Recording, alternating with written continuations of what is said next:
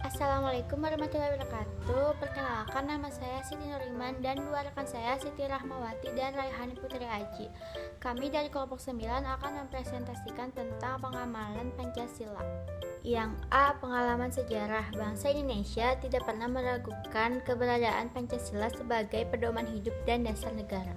Dalam sejarah Republik Indonesia, sejak proklamasi kemerdekaan 17 Agustus 1945, tercatat berbagai peristiwa dan pergolakan yang berisi tentang pemberontakan bersenjata yang apabila dikaji atau ditelusuri secara mendalam, ini bertujuan untuk mengubah dasar negara Pancasila menjadi dasar negara yang lain.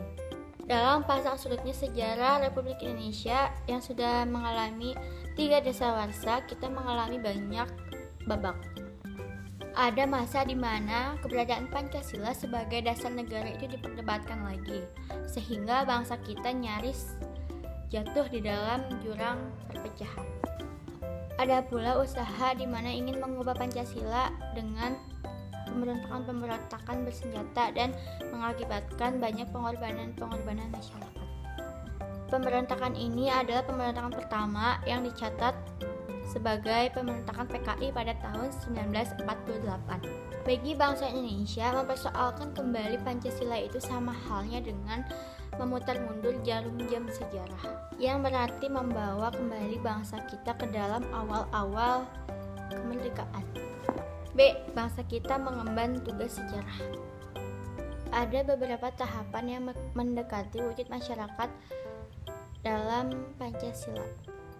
A. Hakikat kemajuan dan perubahan dalam pembangunan adalah segala sesuatu yang serba benda, misalnya menyusulnya jalan-jalan atau industri atau gedung-gedung lainnya. B. Pembaharuan bukan berarti westernisasi. Perubahan ini mengandung dinamika lain seperti tingkah laku sosial dalam diri kita yang menghilangkan, dengan kata lain, menghilangkan budaya kebarat-baratan. C. Hakikat pembaharuan bagi kita tidak lain adalah usaha bangsa untuk mengembangkan kepribadian sendiri. Yang D atau yang terakhir adalah masyarakat modern yang akan kita tuju. D. Usaha-usaha melestarikan Pancasila. Maka dari itu Pancasila adalah sumber kekuatan bagi bangsa kita Indonesia. Cara mengamalkannya itu dengan di kehidupan sehari-hari dan di kehidupan bermasyarakat. Harus kita amalkan karena ini adalah sebuah hal yang penting bagi bangsa Indonesia. Jika kita kehilangan sebuah dasar negara, negara kita pun akan sama hancurnya. D. Manusia, naluri yang paling kuat dalam diri manusia. Setiap manusia mempunyai keinginan untuk mempertahankan hidup dan mengejar kehidupan yang lebih baik. Ini merupakan naluri yang paling kuat dalam diri manusia. Keselarasan dan keseimbangan yang menjadi dasar untuk mencapai kebahagiaan hidup menurut Pancasila.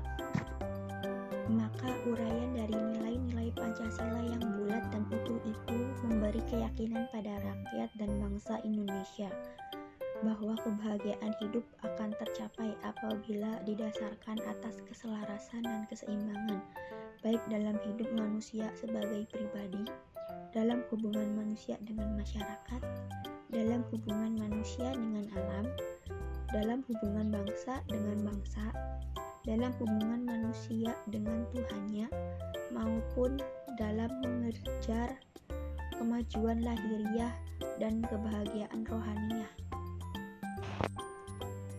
E. Kodrat manusia. Agar Pancasila dapat diamalkan secara manusiawi, maka pedoman pengamalannya juga harus bertolak dari kodrat manusia, khususnya dari arti dan kedudukan manusia dengan manusia lainnya. Dapatkah manusia hidup menyendiri? Pangkal tolak ini sangat penting, sebab manusia hanya dapat hidup dengan sebaik-baiknya dan manusia akan mempunyai arti apabila ia hidup bersama-sama manusia lainnya di dalam masyarakat. Manusia memerlukan bantuan orang lain. Dari sejak lahir sampai meninggal dunia, manusia perlu bantuan atau bekerja sama dengan orang lain. Dalam zaman yang makin maju, maka pada hakikatnya secara langsung atau tidak langsung manusia memerlukan hasil karya atau jasa-jasa orang banyak dalam memenuhi segala kebutuhan hidupnya, mulai dari hal-hal yang kecil sampai hal-hal yang besar. Dari kondisinya yang seperti inilah, maka demi kelangsungan dan untuk kesejahteraan hidupnya, manusia perlu mendapat bantuan atau bekerja sama dengan manusia dari dalam masyarakat. Tidak hanya dari segi badaniah saja, maka manusia harus ditolong dan harus bekerja sama dengan manusia lain. Akan tetapi, sebagai makhluk yang berperasaan, sebagai makhluk yang memiliki emosi, manusia memerlukan tanggapan dari orang lain. Manusia sangat memerlukan pengertian, kasih sayang, harga diri, pengakuan, dan tanggapan-tanggapan emosional yang sangat penting artinya bagi pergaulan dan kesejahteraan hidup yang sehat. Tanggapan emosional itu hanya dapat kita peroleh dalam hubungannya dengan manusia lain dengan masyarakat. F. Pandangan Pancasila terhadap hubungan antara manusia dengan masyarakat. Apakah arti pandangan mengenai hubungan antara manusia dengan masyarakat? Berdasarkan uraian di atas, segeralah tampak bahwa salah satu masalah pokok dalam kehidupan manusia adalah masyarakat, adalah bagaimana kita memberi arti dan bagaimana kita memandang hubungan antara manusia dengan masyarakatnya ini. Merupakan landasan falsafat bagi kehidupan masyarakat yang akan memberi corak dan warna dasar dari kehidupan masyarakat. Ada beberapa pandangan pokok mengenai hubungan manusia di dalam masyarakatnya. Pandangan yang satu memberikan arti yang sangat kuat kepada manusia sebagai pribadi. Pandangan ini menempatkan kebebasan individu dalam bobot yang berlebihan. Dalam kehidupan bermasyarakat, dalam usaha untuk mencapai kemajuan, manusia acap kali bergulat dengan manusia lainnya dalam persaingan bebas yang kadang-kadang kejam, yang tidak jarang mengakibatkan penindasan oleh yang kuat terhadap yang lemah. Akibat persaingan bebas yang kejam dalam masyarakat ini membawa kecenderungan bahwa hanya yang kuat sajalah yang dapat hidup.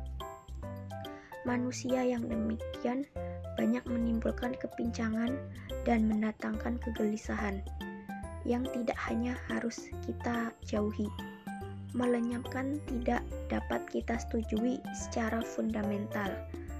Oleh karena bertentangan dengan nilai-nilai kemanusiaan yang adil dan beradab dengan asas keadilan sosial bagi seluruh rakyat Indonesia.